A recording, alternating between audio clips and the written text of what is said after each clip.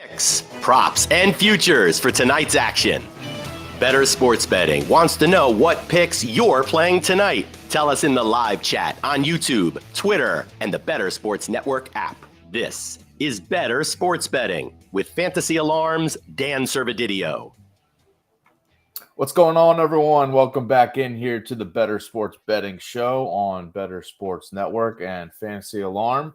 Got James Grande in with me on this Tuesday. We got a full baseball slate, every team in action tonight. Not like last night's short slate, but we got a full slate to break down tonight. What's up, James? What's going on? Happy Tuesday. Yeah, 30 teams in Major League Baseball and 30 teams taking the main stage at 7:05 Eastern or later. So I feel like the Tuesday slates have been, they're large. Like Tuesday is like baseball's best and biggest day, but all 15 teams in action in the evening is nice and perfect for the show. So Bart Scott can't wait. I think I probably say that every Thursday, but I'll bring it to the Tuesday show now here, Servo. Oh, we'll take it. I always like that quote. It's one of my favorite gifts and quotes, whatever.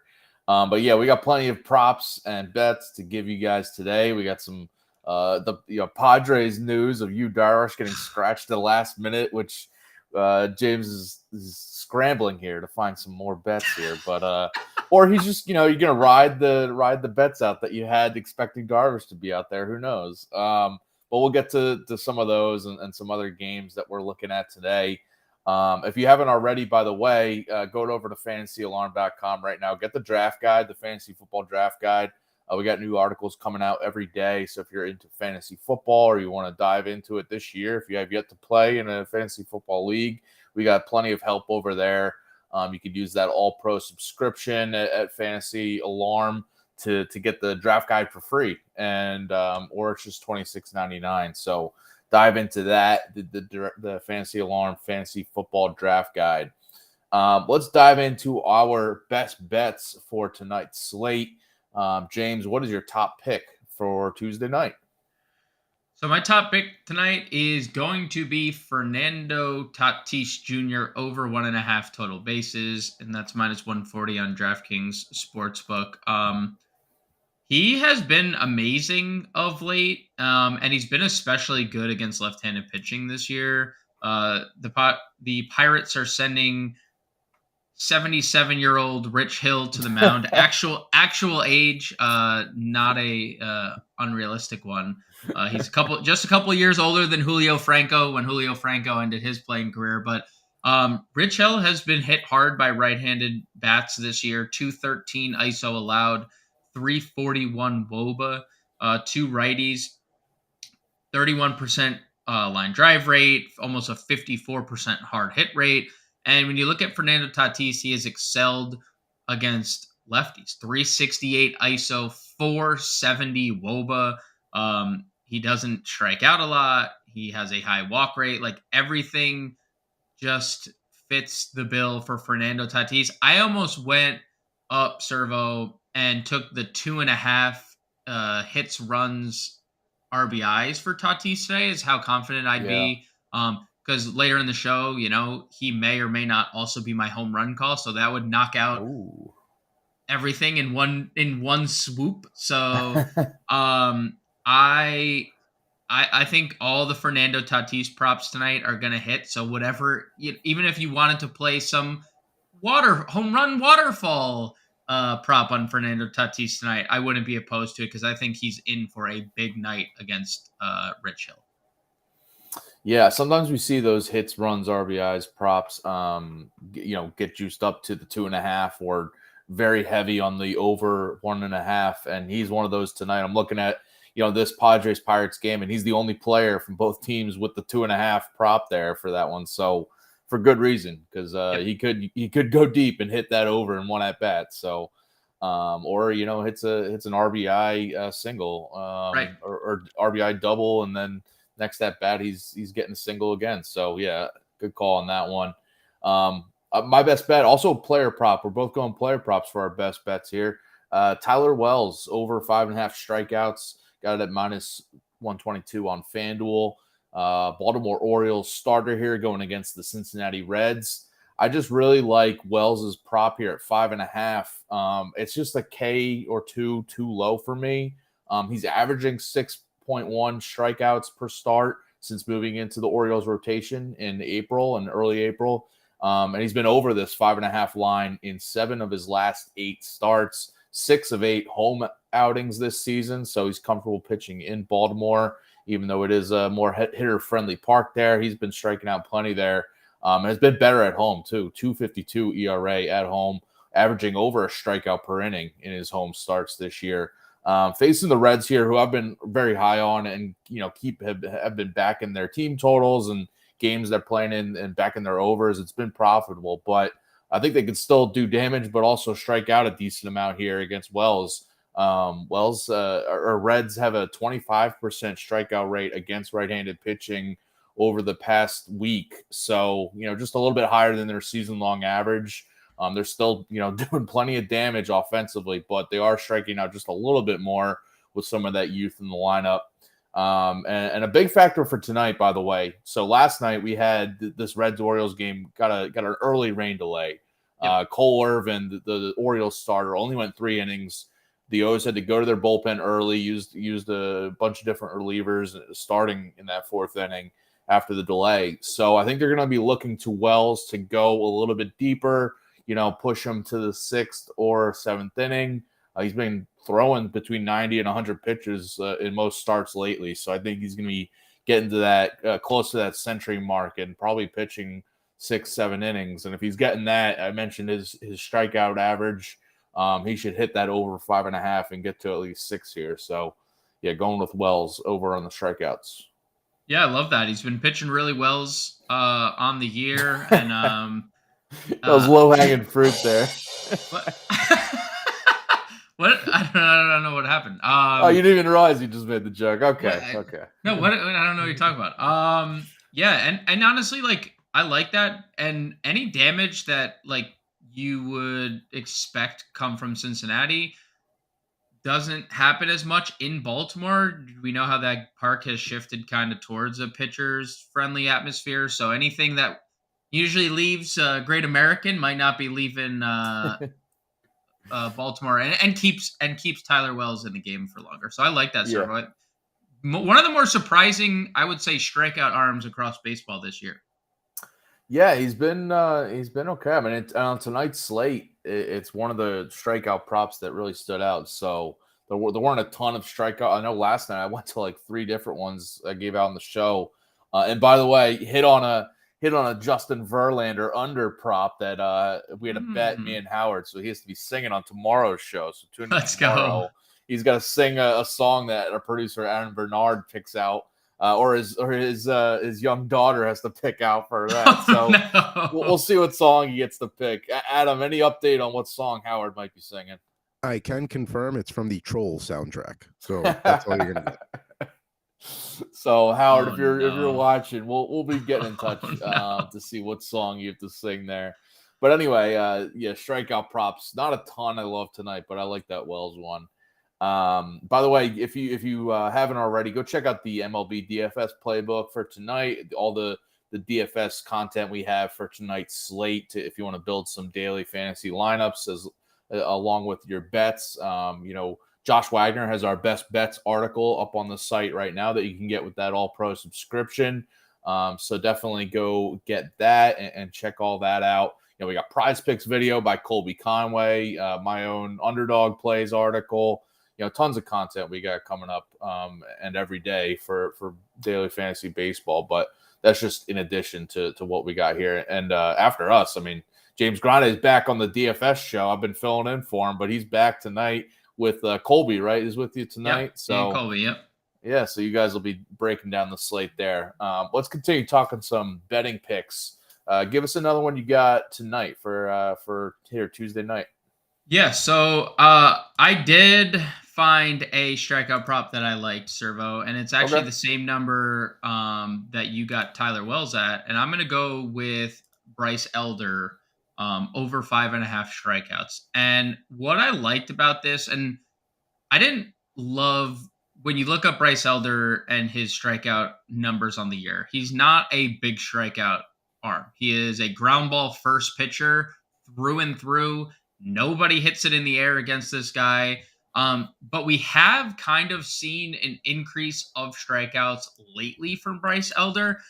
And where I think that plays perfectly into today is that he's going up against the Twins. And as we've known and as we've gotten deeper into the year and stats are really just playing out as, they're going to play out unless teams make moves, get call-ups, so on and so forth. As currently constructed, nobody strikes out more than Minnesota. And it's only gotten worse. They lead baseball in strikeout rate on the year, over 27% against right-handed pitching. In the month of June, it's at 29%. So, things are only getting worse for them as guys have gotten healthier or have gotten injured. Because, no, the Twins have, what's the Simpsons meme where the guy just walks in the door and then right back out? Where he puts his hat on the hanger, walks in, then just circles back. That's literally been the Twins lineup. Jorge Polanco in and out. Byron Buxton in and out. Kirilloff didn't start the year. Rice Lewis didn't. It's just been it's crazy. It almost looks like the Rays rotation at this point. Right. As Adam says, Grandpa Simpson, when he sees Bart is working the door at his local burlesque house. Yeah. So things are just not getting better for Minnesota in the strikeout department. So I really like this strikeout prop. It's even money, -115 on the over, -115 on the under over on DK Sportsbook.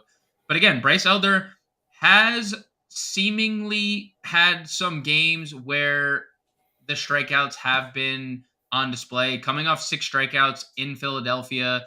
Tough spot against Colorado. Only one against Washington, who we know doesn't strike out. But the run before that, 8 strikeouts against the Mets, 5 against Oakland, still hits the under here, but 6 against the Dodgers, 6 against Seattle. So 5 times in his last 8 starts, he's hit the over. And now he has the king of the strikeout here in Minnesota. So I like Bryce Elder 5.5, over 5.5. It was +110 open at DraftKings. I guess, the sports books or the bettors are with me now that it's moved to even money here.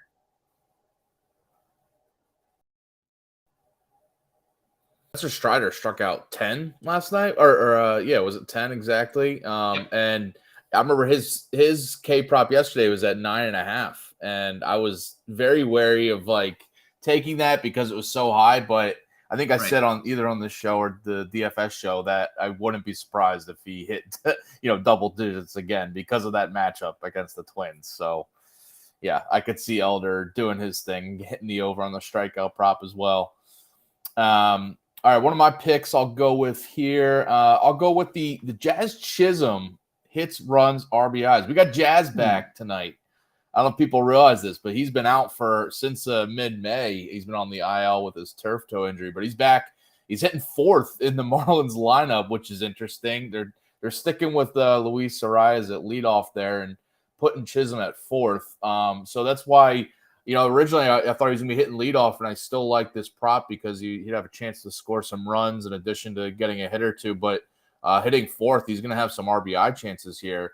But this is a prop I'm just kind of going with to, Chisholm in his first game back, facing Garrett Whitlock for the Red Sox, who, he's been decent at times, but still has a 4.50 ERA this year. Not impressive at all. And I think the lefty hitting Chisholm against the righty Whitlock will have some success here. In his rehab outings, he played 4 rehab games at AAA, by the way, and he went 3 for 12 with 4 walks, 3 RBIs, 2 runs scored. So, decent. He's doing some things. But I think tonight, just in his first game back, I feel like at least Arias is going to be on base when he's up at one time. So maybe we can get an RBI single and hit this over. I'd be shocked if Arias is only on base 1 time for him. At this Yeah, point. well, exactly. It's like this guy has been absolutely as good as it's been in some time. I like that. And before the injury, Chisholm had really good numbers against right-handed pitching, especially in the power department, the 223 ISO. And that's where Whitlock struggled specifically, lefty power, 231 ISO allowed. So I love that. And again, you don't even need it to be a power surge, that doesn't hurt, but it is a direct correlation between Whitlock struggling with lefty power and Jazz posing for a home run from the left side. So I'll I take like that that quite too. a bit. Yeah, I mean, I'll take 2 bunt singles, whatever. Yeah, right. All right, what else you got? All right, so I'm a little iffy. So you saw on the sheet I had Padres run line. So I'm gonna halt it for right now. But I was Okay. doing a little research, and Sandy Alcantara. So we'll stick with the same game, and we're gonna go with Jarren Duran over half a stolen base tonight. And Sandy Alcantara on the mound. We obviously know the struggles with Sandy. But maybe people don't know that he is allowed the fourth most stolen bases on the year. He's allowed 12 stolen bases on the year, only behind Noah Syndergaard, Patrick Corbin, Steven Matz. There's only 13 pitchers in baseball that have allowed double-digit stolen bases at this point. And Jarren Duran is back in the leadoff spot for Boston. And over his last 10 games, he has 6 stolen bases, and he's hitting 340. So we're getting back to beginning of the season for Jarren Duran, which, he was hot out of the gate upon getting called up. He slowed down drastically. Boston kept moving him up and down the lineup, and they couldn't figure anything out with, where to slot him in. But he is a traditional leadoff hitter. He is a guy with a lot of speed as long as he gets on base. And that has been something that he's been able to do lately, and something that he could do here against Sandy Alcantara. Now, Sandy has struggled against lefties more than he has against righties this year. Duran isn't someone who walks a lot, but Sandy has walked a lot of lefties this year. If and when Jarren Duran gets on base with his 357 WOBA against right-handed pitching this year, whether it's walk or hit, he's going to run. We've seen it, across baseball just with the new rules, newish rules now that we're almost in July and like we should be adapted to this. People are just running more. It just is what it is. And now we're seeing Duran hit his stride as a base stealer. I like over half a stolen base for Jarren Duran. Really good plus money tonight, plus 190 over on DraftKings Sportsbook. Nice. Oh, and when you get a stolen base prop that's like below the plus 200 threshold, it's like, all right, the sports books are starting to catch on that this guy, he's entering that territory where, kind of like a Jake McCarthy of like, there's been some games where McCarthy's props are like plus 120 to get a stolen base. Dude, Story Ruiz like minus 130. Oh my God. Dude, insane. Yeah, and Duran, it looks like, the way you mentioned, the way he's trending right now, he's been running a ton. So it looks like his odds might be going down, and this might be the nicest you can get it at plus 190. I like that. All right, going with the so our producer Aaron Bernard might be attending tonight's A's-Yankees game in Oakland today, and I'm going with the Athletics first 5 money line. So before Aaron Bernard probably leaves early from this game. Or he might stay for the whole thing, but I'm hoping for a first 5 lead for the A's here. It's crazy that the overall this money line, the A's are like plus 115 against the Yankees, and I'm sure you know it all too well, James. But this Yankees offense is really struggling, and I'm worried about them on the road here against a solid pitcher and Paul Blackburn. Blackburn's been really good, since he's returned to that rotation this season. And I feel like this is like a prime candidate where who knows what the A's are going to do, but I could see them, looking to move Blackburn at the trade deadline. So like if Blackburn's one of those guys where he's just on a bad team, but he's still going to be trying to pitch his best. He's going to be pumping out these solid outings just like he has been. And he has a 4.21 ERA, which is not great, but his expected ERA is at 3.27, almost a full run lower. He's got a 3.00 FIP as well. I mentioned the Yankees just terrible against righties lately. 255 WOBA against right-handed pitching over the past 2 weeks. And the A's offense, not much better, but they are better than the Yankees lately, which is kind of saying something. So they get Johnny Burrito on the other side, who he's got 4.89 ERA, 5.41 expected ERA this year. So I like the A's here, as pretty even money, minus 110 to be leading or to be winning after 5 there. So I'll take them. Oh boy, that's brutal. It's bad. You're spot on. It is it is good odds. There's not many A's pitchers I would back, but I Right. think like Blackburn's one of them right now. So I'll take the chance. Yeah, I mean, he was an all-star last year before he got hurt. Um, Clearly, I think his first start was a little subpar, and then he's really written the ship since then. But Yankee, like you said, Yeah. in June alone, this is just versus every handedness. 195 team average is like 19 points lower than anyone else. 622 team OPS. Like, as you said, the list just goes on. The only thing that the Yankees could bite Paul Blackburn with is the power, because they do still have random spurts of power. Like, despite the struggles, they are still 10th in ISO. So like, they are still, the only thing they're doing is hitting home, like the random home run. Yeah, they're either hitting homers or striking out, it seems. Yeah, so like, I like that. I mean, I don't like it from a personal standpoint, but I like it from a betting standpoint, because it's a great pitching environment too. So now you're putting a team that can't hit into a massive ballpark that doesn't allow you to hit well, like unless you're at the top of your game. So as much as I don't like it, I mean, I like it. I don't like it, but I like it. So it's a good one. If I could bet on the prop of like how many fly ball outs Paul Blackburn could have tonight, I don't know what you'd set that prop out, but I feel like he'd have a ton tonight with the Yankees trying to hit homers and falling just short of the fences there in Oakland. I'm so sad. It makes me so sad, Servo. It makes me so sad. All right, you got any other picks you want to get to tonight? Yeah, I like the Cleveland Guardians quite a bit tonight. They are one of the teams that I am looking to place bets on, and I like their team total over 4.5 runs. Minus 135 on DraftKings, so decent number. But they take on Brady Singer, and I really like Brady Singer as a pitcher, and I think we saw what he could be last year, where he had an amazing breakout season. He had a very high strikeout rate. It looked like he was poised to ascend to new levels this year. Things have just fallen apart for him, and he has not looked good at all. He's allowing a lot of power. The strikeouts are way down. Like, we're talking like he is subpar at striking people out after being borderline elite at doing so just a year ago. But left-handed pitching or left-handed bats have given him fits this year. 231 ISO, 382 WOBA allowed. And the Guardians are throwing lefty upon lefty upon lefty. 7 in their lineup, including their switch hitters tonight.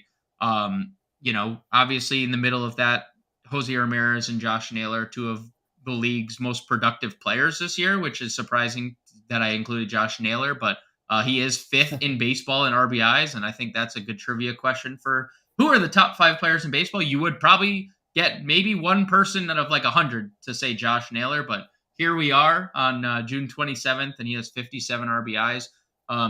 So I really like the Guardians and the lineup that they have. And truthfully, like, for as much as we picked on the Guardians with pitcher props early in the year and unders earlier in the year, it's been a different offense over this last month. They're top 10 in OPS, and top 10 in WOBA overall. So I'm going to go with the Guardians over 4.5. I think this could be a big output. Their implied team total tonight across some platforms is 5. That's all I need. All we need is 5. They set the number at 4.5 on DraftKings Sportsbook, and I think that's low. Give me over 4.5 runs for the Cleveland Guardians tonight. Yeah, I can dig that. The game total for that one is at 9. And the Guardians are favored on the road there in Kansas City, minus 140 on the money line. So if you're kind of doing the math there, they should get to that 5, whereas the Royals might not do as much to that over. So yeah, if there's any side of that one, I definitely like the Guardians side rather than Kansas City. All right, another one I got here, the Angels in the first 5 innings on the run line to be leading after 5. To cover that, it's basically, it's Shohei Ohtani going against Michael Kopech. So I'm just backing Ohtani here in large part because he's been just pretty dominant at home this year. 2.47 ERA in his 8 home starts. He just struck out 12 over 7 innings of 1-run ball against the Dodgers his last time out at home. So he's just rolling right now, and he's been on fire at the plate, and I think he carries it over to the mound here and does his thing there. And then the other side, it's Michael Kopech, I mentioned. He's got a 4.06 ERA, which is decent, but if you look at his expected ERA, it's at 5.03, a full run higher. His FIP is at 5.34, so worrisome there. And he's got an Angels offense that's been one of the top in the league against right-handed pitching over the past month. They're second only to the Braves in WOBA over the past month and the past 2 weeks. ISO too, second only to the Braves here. So I know that outburst in Colorado definitely might skew the numbers a little bit, but they've been pretty good, a lot better than they were at the beginning of the season lately. So I'll back them here against Kopech. Take the bullpens out of it because Ohtani on their side's got a White Sox offense that's bottom 5 in the league against right-handed pitching over the past month since the start of June. So I'll back Ohtani and the Angels here. Yeah, I like that because you just kind of hit it on the head. The White Sox, they just send so many righties to the plate. Like they don't have a lineup that you can mix and match because Benintendi and Sheets are like their only 2 lefties, and Sheets doesn't even play every day. So they are going to have a problem with Ohtani. The only thing Ohtani struggles with is lefty power, and Chicago does not have that. Like Benintendi is the least powerful baseball player I've ever seen. And is he going to hit a home run tonight because I said that? Maybe. There's a chance. Just speaking into existence. But you get past Luis Robert, you get past Eloy, you'll face them twice in the first 5 innings, and you're good. So, and we already know Ohtani's going to help himself out at the dish because, he's what has happened. It's unexplainable how good he is offensively. So, it's unreal. Yeah. So I fully agree. I love that. And you know what? The Angels are a team that walks a lot too. And Kopech has not had a lot. He is having a lot of issues throwing strikes of late. The Angels could literally just have an inning where they have the bat on their shoulders and score 3 runs, and you're like, oh, they didn't swing, but Michael Kopech just walked everybody in. If that happens in the first 5 innings, I'll take it. Yeah, no, it's going to. No, it's going to. It's going to. And then I got one more pick before we're going to get to some MLB futures talk because some interesting odds out there before we give some home run calls out as well to wrap up. But my last pick here, this is so we just had the Cubs and Cardinals play in London, right, over the weekend. This is both of their first games back. They both had yesterday off, but this is both their first games back, both at home too. But I'm still fading both of them. This is the London fade here. I'm parlaying the Astros and the Phillies money lines together. They're both about -120, -125 on DraftKings. But if you parlay it together, it's a nice juicy +230 there. Basically, besides the London angle, the Astros have Framber Valdez on the mound here going against Jordan Montgomery. So I instantly feel better about the Astros side of things. The Astros have been, a top offense against left-handed pitching over the past month and over the past couple weeks. And on the other side, the Cardinals are one of the worst offenses against lefties right now. So, immediately I'm back in Valdez there. I feel good about that side. And then the other side, it's Ranger Suarez against Jameson Taillon, and I feel good about Suarez. He's got a 1.04 ERA over his last 4 starts in the month of June. Has really settled down after a couple of shaky outings to start his season. And Jameson Taillon's got a 6.71 ERA this year.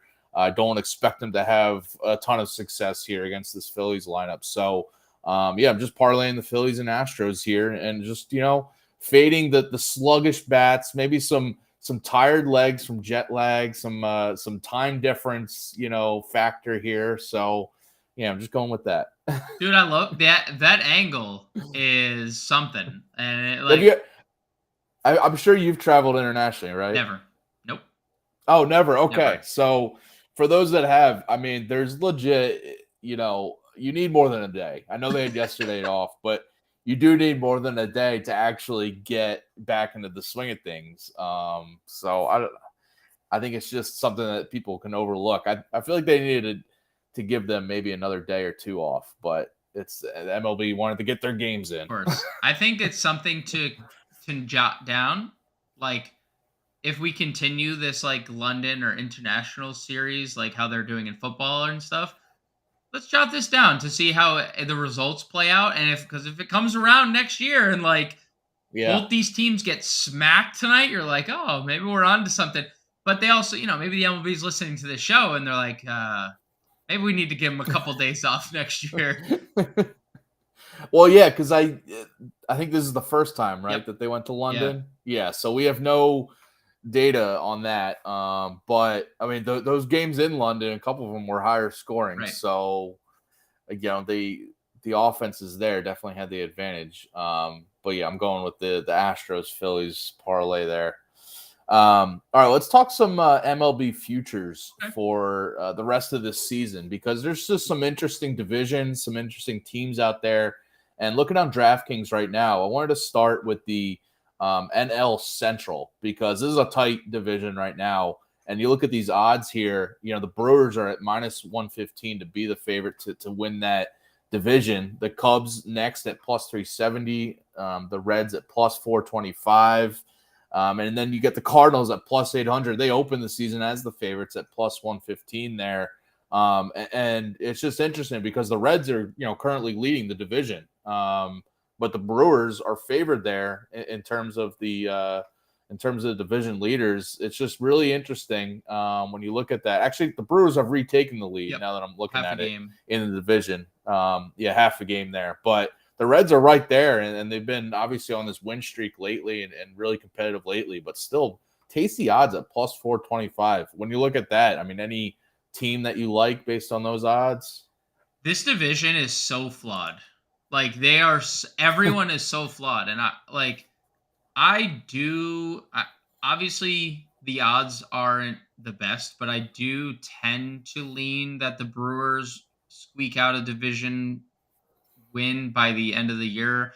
I think that they have the best pitching by far in this division, especially if and when Brandon Woodruff comes back. Like, they've only had Woodruff for 2 starts this year, and he's throwing bullpens, which obviously suggests like he's on the 60-day IL, and he's gonna work his way back. We're probably not gonna see him till after the All-Star break, but that's like essentially acquiring someone at the deadline. You're getting a elite front end starter, and they already have like a really good rotation. They have one of the best closers in the game in Devin Williams. They just need more consistency offensively. Like, Yelich is up and down, Tellez is up and down, Adames is up and down. But you look at the rest of the division, the Cubs are arguably as hot as the Reds right now. I know the Reds surged to the top of the division, but the Cubs also do have had a good stretch of games. But Stroman's now dealing with the blister, and he's been their best pitcher by far. They've been really inconsistent. I still think there's issues with their bullpen. The Reds obviously can score, but they have so much young pitching. A lot of these pitchers are like getting lucky. Like Andrew Abbott, who pitches for the Reds tonight, has serious peripheral issues.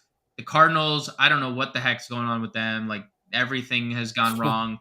And I think the Pirates are going to finish last by, like, even though they got off to that amazing start, like, they're plus 4,000 for a reason. They're falling from the sky. So, they've hit a cold streak. Honestly, like, and the Pirates, when you talk about that trade deadline, you mentioned, Woodruff possibly coming back for the Brewers.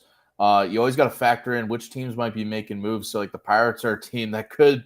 And I know there's been like rumors of they trading away maybe McCutchen or any other of their vets there. Probably, obviously not Reynolds, but anybody else, one of their pitchers, they could end up dealing away like a Rich Hill to someone. But on the other side, me and Howard Bender talked about this last week, talking about the Reds, because he liked taking the Reds as a future for them to win the NL, just taking a shot on them. They're a team that, now that they're in contention and a legit spot in a wild card or the division lead, they could be adding a couple pieces, maybe a decent a number 2 or number 3 starter, and really improve that pitching rotation. Even their offense is clicking, but you mentioned they've been getting by with some of their pitching that's been just kind of average or below average at times. So they could end up adding one of these pieces from, like a Paul Blackburn, we just mentioned with the A's. They could be ended up getting one of these guys. I think the Reds first, they've obviously the whole Lodolo thing didn't go great for them. He didn't start off well before the injury, and he was, was pegged to be one of their top fledged starters. And Hunter Green has been pretty good, to be fair, especially in the strikeout department, like we expected, sub-4 ERA. But like, he's now injured. So they have two guys that won't be back until August, which, gives them enough time. I think that if they are going to be in contention, I think Paul Blackburn is setting the bar too low. Like, because you're going to go into September and a rotation of like Green, Lodolo, Blackburn, and maybe Abbott doesn't move the needle as much as a Woodruff, Burns, Peralta would. If it's a 2-game lead against Milwaukee, that can switch on a dime. So I think if Cincinnati goes out and makes moves, and they can, like, they have a deep farm. We've seen they've sucked for a long time. They've had elite draft pick after elite draft pick after elite draft pick because of it. So like, it's not a farm issue. And obviously they have a good closer, Alexis Diaz, brother of Mets Diaz, Edwin Diaz, has been everything they could have hoped for. And like, they do have good pieces. But the one piece they're missing is front-end starting pitching, because they thought Hunter Green would be it, and he's been good, not great. And they thought Nick Lodolo would be it, and he was terrible before the injury. So I'm okay backing the Reds to win the division. I wouldn't go as far to back them as to win the NL. I would rather back someone like Arizona or San Francisco in like longer odd teams. Which I guess, and we'll talk about shortly, but I think the Brewers right now, even though it's the worst bet to make for, the money, I still think that they're the best. They have the best team in this division, unless the Cardinals somehow figure it out, because we know, obviously, like, reigning NL MVP, Nolan Arenado's been, like, trajectory is the Hall of Fame, like, why do they suck so bad? Why does their pitching suck so bad? Right? It's been a mess. So I'll take the Brewers minus 135 as my favorite team in this. Yeah, and you mentioned the odds there. That could be the lowest we get the Brewers if they start making a run here, and all of a sudden maybe the Cubs and Reds are losing a few more games. We could get the Brewers at the cheapest price, and maybe a couple weeks from now they're at closer to minus 200 to be the favorite there. Who knows? So. Look at that. By the way, in that division, just kind of looking through, the Cubs are the only team with a positive run differential at plus 32 on this season, which is wild. Every other team's at, minus 16 or lower, which is crazy to see. All right, looking over at the NL West, you mentioned Arizona as a possible team you might bet on. Looking at their division odds for this NL West division, the Dodgers at minus 140 are the favorites right now, even though they are in third in the division right now. The Diamondbacks are leading the division right now, but are plus 330.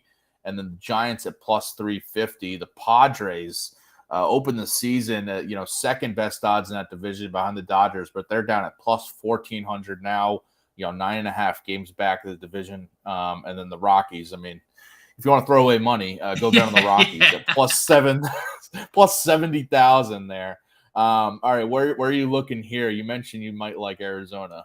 Yeah, so you're right. Like, it's funny how things are projected sometimes, where the teams in first and second have the second and third best odds in their own division right now. And like, I understand it, because when you think about the Arizona Diamondbacks, San Francisco Giants, Los Angeles Dodgers, who's going to be the team to spend at the deadline? It's going to be the Dodgers, right? Like, they're always the team that can spend. They're the team that can spend the most. They're the team willing to give up the most, because they have a franchise understanding, like, championship windows up and down. They fluctuate. Like you're in, then you're out. So if you have the talent, just go in, which is the Dodgers' motto every single year. So I understand somewhat as to why like they would be getting the respect that they did. But like Arizona has, if Ronald Acuna didn't exist, probably has the NL MVP right now in Corbin Carroll. They have a very good lineup from top to bottom, especially with the emergences of like Geraldo Perdomo hitting ninth and like hitting 300. And they have good righties to lefties, like balance as a fly just sneaks into my office and just torments me right now. Great television here. But like Christian Walker hits well from the right side, and Corbin Carroll and Pavin Smith hit well. Like very good discrepancy. They have a good front end of the rotation in Zach Gallen and Merrill Kelly, who's seemingly not slowing down whatsoever. Merrill Kelly just here to stay. Arizona one piece in their rotation away from having an elite 3-starter mix going into the postseason, which is what you need. So I really love Arizona. I'm not really surprised to see them. Oh my God, this fly is killing me. To see them leading the division with how things have played out for them offensively. And really the same thing can be said for the Giants. They did a lot of interesting things this offseason, like additions where they missed out on Aaron Judge. That was obviously their prized possession. But like they've really weathered the storm. Their rotation has been pretty good with Logan Webb and Alex Cobb at the front end. They've really implemented this opener strategy quite well, and it's got the best out of some guys like Sean Manaea and Alex Wood, who have struggled in the past.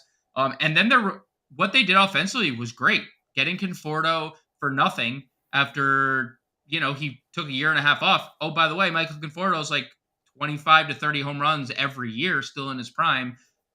I'd rather, like, those are two teams I'm willing to bet on. I love the Giants bullpen. I think Arizona has some questions in their bullpen. But you talk about the Dodgers, man. Who in their rotation, not named Clayton Kershaw, can we trust this year? Like, who has been Dustin May hurt? Tony Gonsolin peripherally looks like he's about to explode.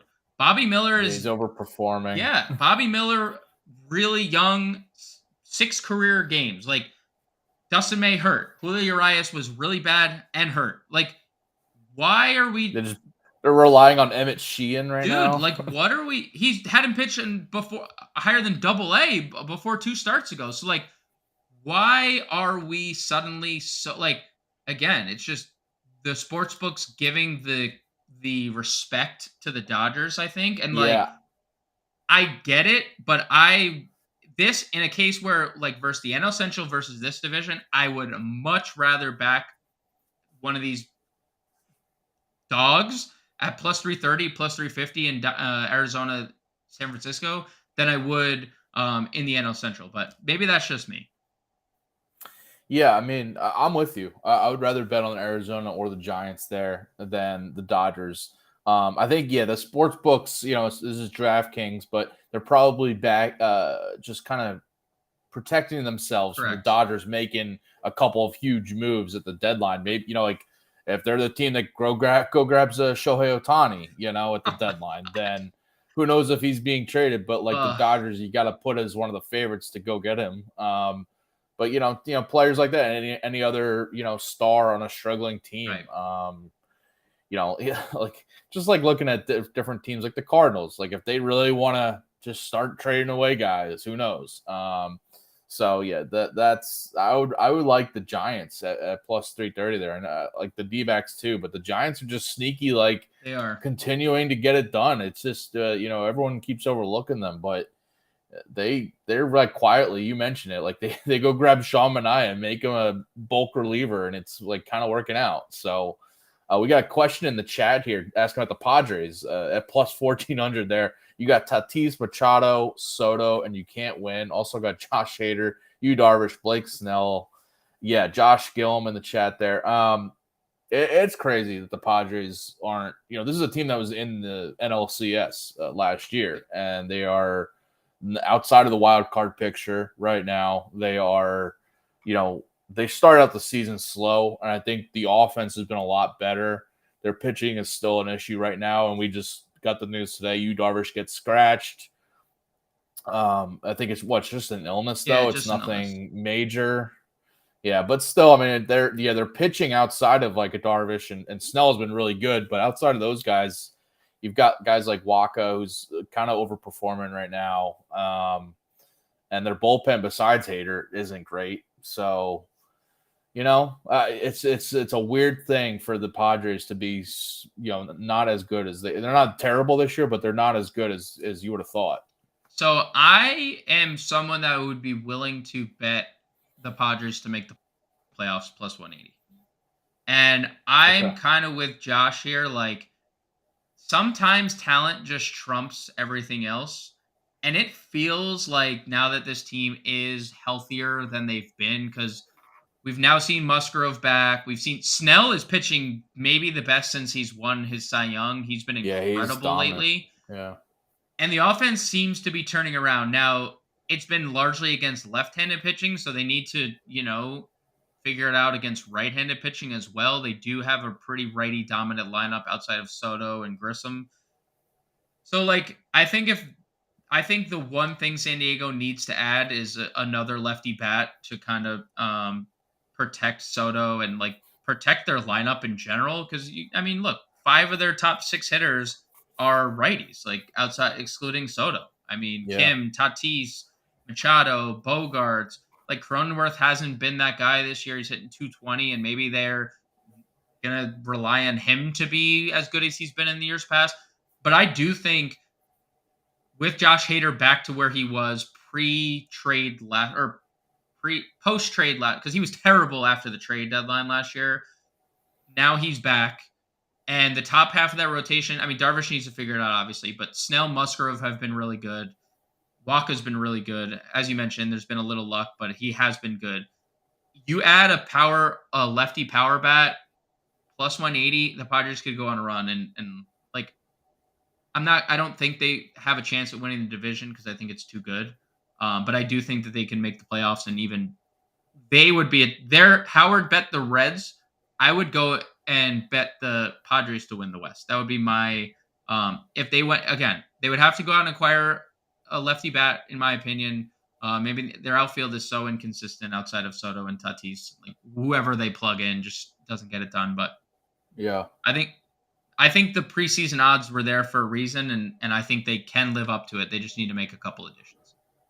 Yeah, the plus 180 to make the playoffs for the Padres is definitely interesting, though, because right now they sit 6.5 games back of the wild card, but they are, the teams in front of them are the Cubs, Cincinnati, and Philly, all just kind of been average, lose 2 games, win 3 games, that kind of thing. And we just mentioned the Reds and Cubs could hit some losing streaks at times. I could see the Phillies having a rough second half too. It's kind of all over the place, and the Padres, you kind of betting on the talent there, the overall talent. Right. Same thing with the Phillies. There may be a team that's they're even odds basically to make the playoffs too. So if you think their talent kind of wins out and they get their offense just starts clicking. So yeah, so there's some odds for you guys, some futures odds. Before we wrap up here, we got to talk some. Thank you, Josh. Thanks for tuning in here. We got some home run calls for us to make before we get out of here. So let's get to our daily dingers of tonight. You can put it on the board. Yes. Now that's a dinger. Nice. All right. Yeah, we got a very Simpsons-esque show here. You made a reference to the Simpsons earlier, and we got a little intro for it too. James, who you got going deep tonight? Yeah, I like the Hawk Harrelson. You can put it on the board. Yes, too. That was a good little touch. Yeah. I've previewed it.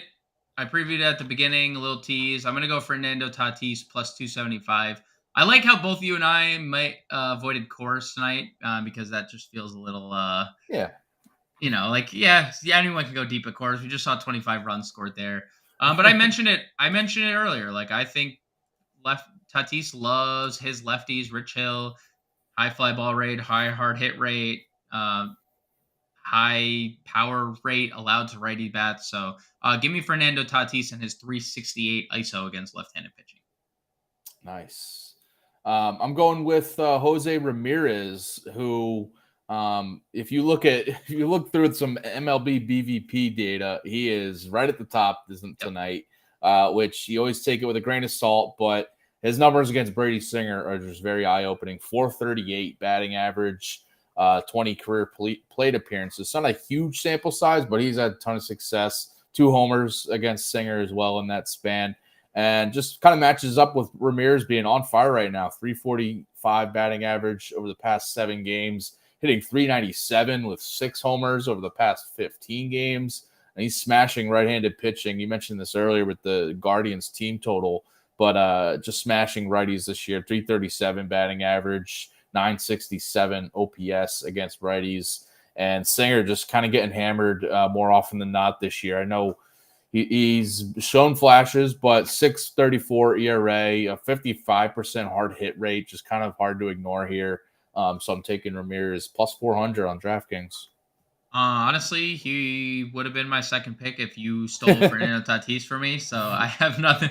I got nothing else to add. Like that, literally, if you had typed in Fernando Tatis, I would have typed in Jose Ramirez. So. There we go. We're on board here. And looks like Josh Gilman in the chat agrees with us. Jose Ramirez, one of his dong picks. He's got Machado and Lindor as well. Yeah, Machado, I could see him and Tatis. I could see them both going deep tonight. The Padres. You would, before we get out of here, you would like their run line. The Padres in the run line, but I think Darvish getting scratched, and we got I forget his name now, Reese something starting in his place. So it's just kind of risky. But the offense, at least for the Padres, should do their thing. Yeah, Reese Neher. Yeah. Neher.